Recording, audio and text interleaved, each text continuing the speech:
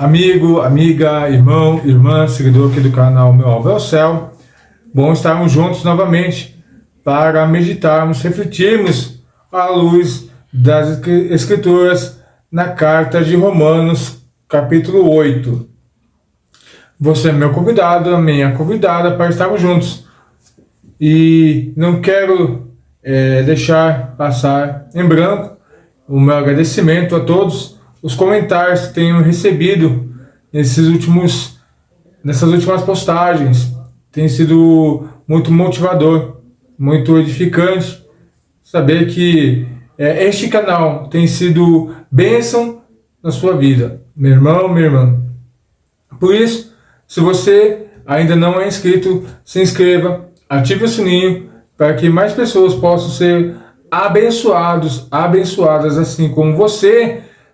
Curta, comenta, compartilha esse vídeo com alguém que você acha a necessidade de ser edificado pelas Escrituras. Logo após nossa vinheta, então adentraremos neste texto.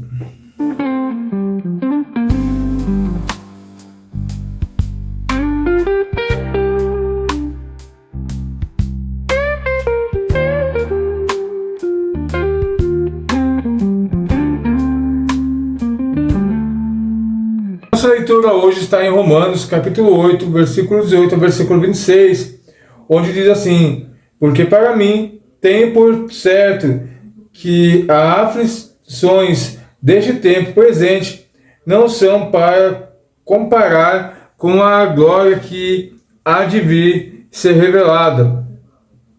Porque a ardente expectação da criação espera manifestação dos filhos de Deus, porque a criação ficou sujeita à vaidade, não por sua vontade, mas por causa do que a sujeitou, na esperança de que também a mesma criatura será liberada da servidão da corrupção para a liberdade da glória dos filhos de Deus.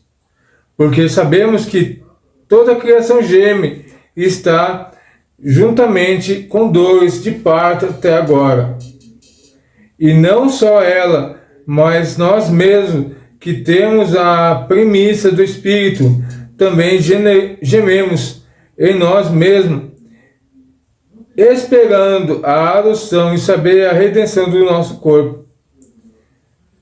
Porque em esperança somos salvos. Ora, a esperança que vê não é esperança porque alguém vê o que espera, mas a esperança, o que não vemos, com paciência e esperamos.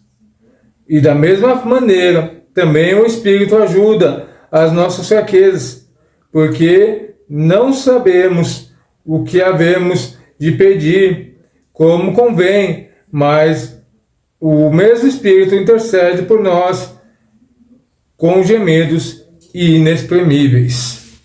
Então, aqui o apóstolo Paulo nos orientando, nos fortalecendo, nos renovando a nossa fé e nos explicando que pelas nossas próprias forças nós não conseguiremos atingir nada. Certamente nós iríamos desfalecer, nós iríamos desanimar.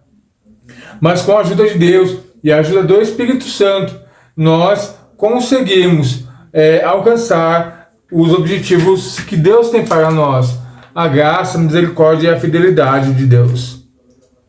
E por isso que esse texto nos leva a refletirmos sobre a esperança nas promessas de Cristo. A esperança no que Jesus nos ensinou nos 4 evangelhos, e não ficou só isso nas ações dos Atos dos Apóstolos no livro de Atos, mas isso é uma coisa que nos irá levar e nos irá acompanhar em todos os dias das nossas vidas. Porque diz assim, a esperança que sustenta em meio ao sofrimento. Porque para mim tenho por certo que as aflições deste mundo e deste tempo presente não se podem comparar com a glória em que nós há de ser revelada, como diz o texto de Romanos 8, capítulo 18. Então, o que Deus tem para nós, o que Deus tem guardado para mim e para você, nós não conseguimos imaginar, mas nós temos a certeza que quando olhamos o Evangelho, é algo maravilhoso, algo glorioso da parte de Deus. Paulo que apresenta um dos pilares da fé cristã. O sofrimento atual não tem peso diante da glória futura. Essa é a base da esperança escatológica, a certeza que Deus prometeu em Cristo será plenamente revelada. Então nós temos a certeza e podemos ter a convicção de que se Deus prometeu Jesus, Jesus veio, morreu, Deus já falou que Ele iria nos dar vitória sobre a morte, e Jesus ressuscitou, lindo ao inferno, buscando a chave da vitória, da vida na morte, pagando o preço. Então quando Jesus vai ao céu e fala vai voltar, nós temos que ter a certeza e a convicção que isso vai acontecer. A criação geme pela redenção, como diz os versículos do 19 ao 22 do capítulo 8. A criação aguarda a manifestação dos filhos de Deus, porque também foi sujeita à corrupção. O mundo sente a ausência da restauração final. O escritor Tim Keller comentou que o sofrimento humano só é compreensível quando vemos dentro da história maior da redução. O Evangelho diz que o sofrimento não vence no final. A glória futura é a resposta definitiva. Então aqui agora Tim Keller, alguém do nosso tempo, que conviveu na nossa época, reforça então o que Paulo fala e testifica o que Jesus falou, que o sofrimento não vence no final, a glória futura é a resposta definitiva. Então, se nós esperamos, como diz o apóstolo Paulo, se esperamos alguma coisa somente neste mundo, somos os mais infelizes de todos os homens. Por quê? Porque o que Deus nos prometeu não está amarrado, alienado, ancorado a este mundo. Pelo contrário, está uma promessa vindoura, uma glória eterna, algo ao qual nós temos que esperar em Deus. Nós também gememos, versículos 23 e 25 afirma isso. Mesmo tendo as premissas do Espírito, ainda que vivemos entre o já e o ainda não. John Piper destaca: somos salvos na esperança, isto é, a fé. Olha para frente para a alegria que será plenamente revelada. Deus nos salva, nos dando algo tão glorioso que mesmo invisível agora transforma todo o nosso presente. Então nós vemos que um Deus invisível, ele é mais visível do que muitos deuses visíveis. Parece algo complexo de ser entendido, né? Mas se olhamos para a história humana, que cria deuses a partir de momentos e ao qual achava que um pedaço ou algo se tornaria poderoso ou mais poderoso que Deus, assim faz o seu Deus visível, mas como diz o salmista, tem olhos e não vê, tem boca e não fala, tem ouvidos e não ouve. E Deus, sendo invisível, ele se torna visível quando a sua glória é manifestada, quando a sua graça é manifestada, quando a sua igreja se reúne para o adorá-lo, exaltá-lo, a sua glória é manifestada e a sua presença então é revelada a cada um de nós. Então nós podemos ter a certeza e a convicção que esse Deus é real. O Espírito intercede por nós. No versículo 26, Paulo afirma isso. Nossa fraqueza é assistida pelo Espírito Santo.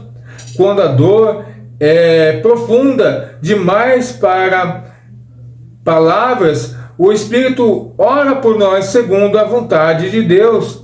Então nós entendemos que quando Jesus fala que não vos deixarei órfãos, vos mandar o Consolador, aqui se cumpre mais uma vez, e Paulo testificando, afirmando que isso é real. Olha, vocês não estão sozinhos, o Espírito Santo está com vocês. E quando falta palavras, o próprio Espírito geme, intercede por vocês. Em Hebreus 11, de 1 a 3, a gente pode observar e ler que a natureza da esperança cristã é a fé. E como aqui disse o Paulo em Romanos 8, que nós temos que ser aqui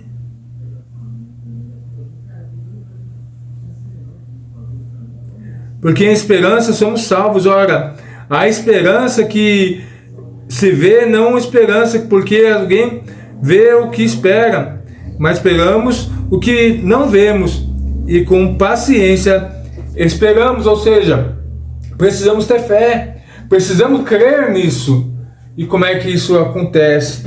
Em Hebreus 11, 1 a 3, Paulo nos ensina, ora, a fé é o firme fundamento das coisas que se esperam e da prova das coisas que não se veem.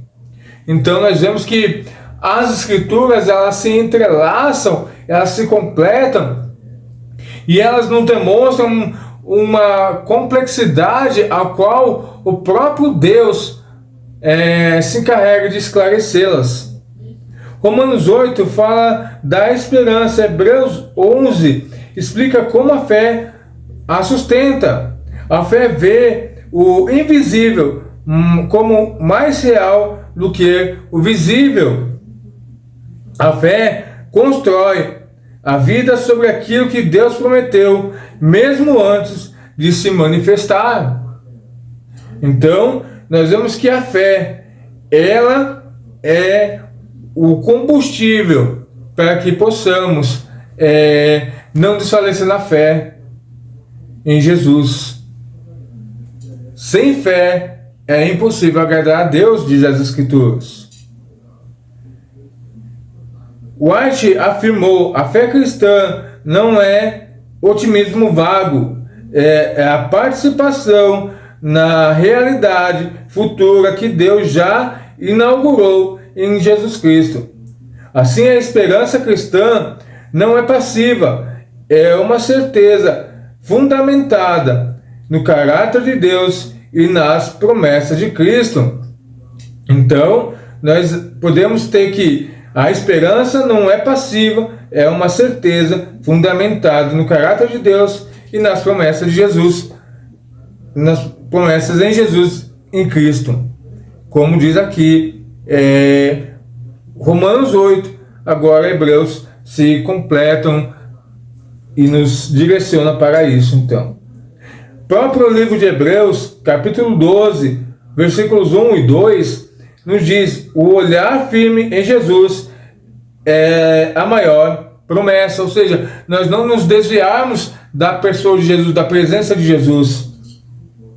Tendo os olhos fitos em Jesus e andar e consumidor da fé. Ou seja, não olharmos para os lados, não olharmos para os problemas, para as dificuldades, sempre de olho no alvo, que é Jesus. Se Romanos 8 aponta para um sofrimento presente, em Hebreus 11 define a fé, e Hebreus 12 então agora nos mostra como caminhar, olhando para Jesus, não para as circunstâncias. Como disse nos relata os evangelhos, depois que Jesus então ele morre, é crucificado, vai aos santos céus, os apóstolos então pegam e seguem suas vidas como se nada tivesse acontecido, e voltam então às atividades antigas, voltam a pescar, e então esqueceram de olhar para o mestre, esqueceram de estar atentos para o que o mestre falou.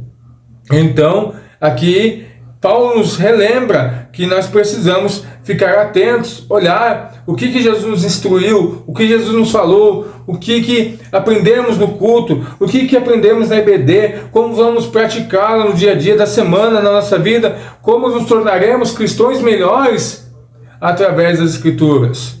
E é esse o nosso objetivo, olhar para o nosso alvo, olhar com foco, olhar para Jesus. Jesus é o autor da esperança. Ele não apenas promete, ele garante. Jesus é a prova viva que Deus cumpre as suas promessas, como falamos no início dessa mensagem. Deus falou que Jesus viria, e Jesus veio. Jesus falou que Jesus iria morrer, e Jesus morreu. Falou que Jesus iria ressuscitar, e ressuscitou. Então, e agora, a nossa esperança, a nossa promessa que nós temos é que Jesus voltará. E com certeza Jesus voltará, porque tudo o que Deus falou se cumpriu. Não somente em Jesus, mas tudo o que está nas Escrituras. Deus não falhou em nenhum ponto. Max Lucado escreve: se Deus cumpriu as promessas mais improváveis, entregar seu próprio Filho, por que não cumprirá todas as demais? É uma coisa para nós refletirmos. Se Deus falou que ia entregar seu único Filho, Jesus, e entregou, Jesus morreu, padeceu, sofreu, e Deus, olhando para tudo isso lá do céu, deixou que isso ocorresse para que eu e você fôssemos salvos, o que mais Deus não pode fazer ou deixaria de cumprir? São coisas para nós pensarmos, coisas para que nós possamos afastar o nosso coração, a nossa mente, das coisas que o nosso adversário tenta nos colocar, falando que nós não somos capazes, que Deus é falho, que Deus é mentiroso, que Deus não vai conseguir fazer. E isso tudo é engano do nosso adversário, porque sabe que a hora dele está chegando e ele já não tem mais como voltar para onde ele veio, lá para o céu, porque ele foi expulso de lá. Então o objetivo dele é nos distanciar desse Deus, para que nós não conhecemos sua glória, não conhecemos o paraíso. O caminho da perseverança. O texto diz: corramos com perseverança a corrida que nos está proposta. Esta corrida é só possível porque Jesus já correu antes de nós. Ele está conosco agora. Ele nos aguarda na chegada.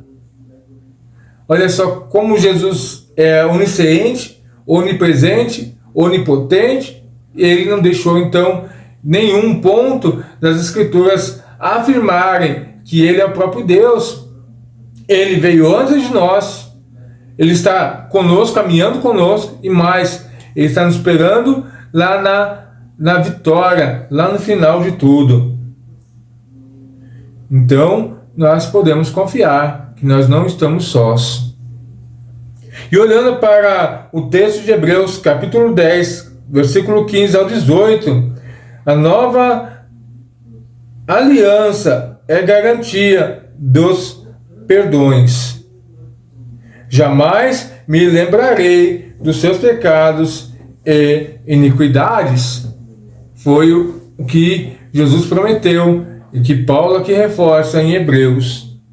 A esperança cristã se sustenta em uma base, o perdão completo e definitivo concedido por meio de Cristo na cruz do Calvário.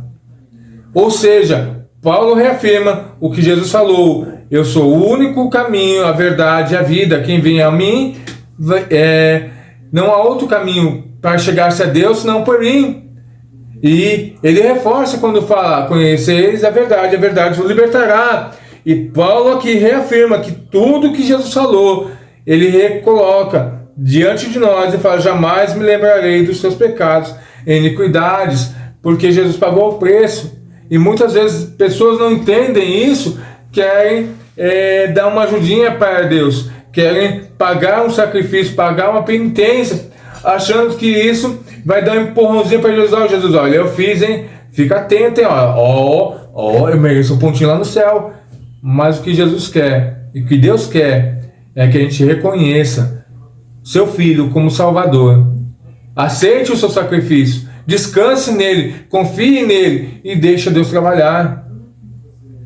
A promessa da nova aliança é interior. Deus escreve suas leis nos corações.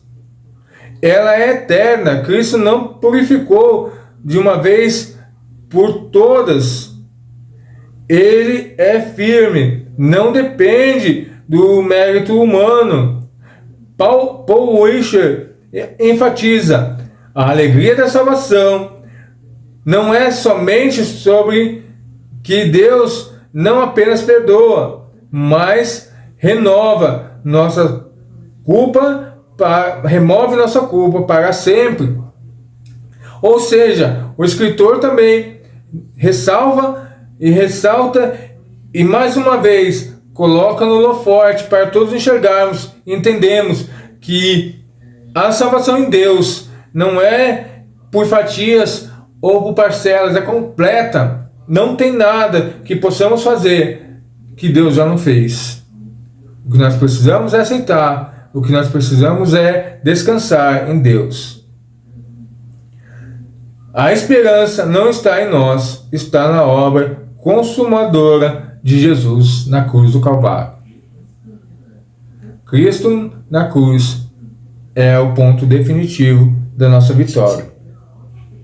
As promessas de Jesus nos Evangelhos, o coração da esperança cristã.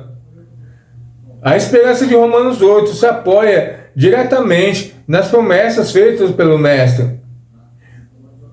Então nós vamos aqui observar 5 promessas que Jesus fez e que Paulo resume todas elas nesse texto de capítulo 8 de Romanos. A primeira promessa é sua presença. Quando ele fala lá em Mateus 28, 20, eis que estou convosco todos os dias. A outra promessa, a segunda promessa que nós vemos, é a promessa da consolação, onde diz lá em João 14, 27, eu vos deixo a paz, a minha paz vos dou. Uma terceira promessa que nós enxergamos nesse texto é a promessa da vida eterna, que Jesus promete lá em João 14, 2 e 3. Na casa de meu pai há muitas moradas, virei outra vez. Promessa. A outra promessa que nós enxergamos é a promessa do Espírito Santo, lá em João 14, 26. Ele vos ensinará todas as coisas. E de fato tem ensinado. E de fato tem guardado e preservado a sua doutrina para os nossos dias. E a quinta promessa que nós enxergamos é a promessa da vitória. No mundo tereis aflições, mas tem de bom ânimo. Eu venci o mundo. Está lá em João 16, 33. Então esse é Jesus, esse é o nosso Deus. Charles Stanley nos escreve: toda ansiedade do presente é acalmado quando lembramos que o nosso futuro já está na mão de Cristo. Se eu e você temos a certeza que o nosso futuro está na mão de Jesus, nós não temos por que ficarmos tão ansiosos com algumas coisas, com algumas situações, porque Deus está no controle da nossa vida. E quando Deus está no controle, nós temos a paz ao qual Jesus nos falou lá em João. E para concluirmos essa nossa meditação, a esperança que transforma o presente, Romanos 8 mostra que sofrimento presente é temporário e está sendo superado pela glória futura. Se nós olharmos somente e focarmos nossas vidas, em nossos problemas, em nossas dificuldades, nas assolações, nas tribulações, nós não conseguiremos enxergar a mão de Deus. Nós não conseguiremos enxergar o agir de Deus. Nós não conseguiremos enxergar o que Deus tem feito por nós e o que Deus está fazendo. Mas quando nós tiramos o foco das nossas lutas, das nossas dificuldades entendemos que elas existem, que vamos passar por elas, mas que Deus não nos abandona, não nos deixa órfãos, a nossa perspectiva e o nosso trabalhar em relação a elas é muito diferente, porque nossa certeza é da vitória. Hebreus 11 explica que a fé enxerga essa glória mesmo que ainda não visível. Ou seja, nós descansamos em Deus, temos a certeza da vitória, mesmo não vendo Deus trabalhar, não vendo Deus agir, não vê, mas temos o descanso que Deus está trabalhando, Deus está agindo e a nossa vitória é próspera e próxima. Hebreus 12 ainda nos revela e nos mostra que se essa fé se manifesta e mantém firme quando olhamos para Jesus. Ou seja, se nós perdemos o foco que é Jesus, se nós perdemos o foco que é adorar Jesus, que a nossa fé é baseada em Jesus, estamos firmados em Jesus, cremos em Jesus porque Jesus é Jesus, então nós desfaleceremos, nós faleceremos na fé. Nós iremos encontrar culpados e não encontraremos Salvador. E Hebreus 10 garante que tudo isso é possível, porque Cristo nos perdoou de forma definitiva. A cruz de Cristo nos perdoou, nos comprou, nos resgatou, nos transformou em novas criaturas. E os evangelhos nos mostram que Jesus, o centro de tudo isso, fez promessas que sustentam nossa esperança. Você viu como está atrelado? Promessa, fé e esperança. Elas sempre caminham juntas. Elas sempre se completam.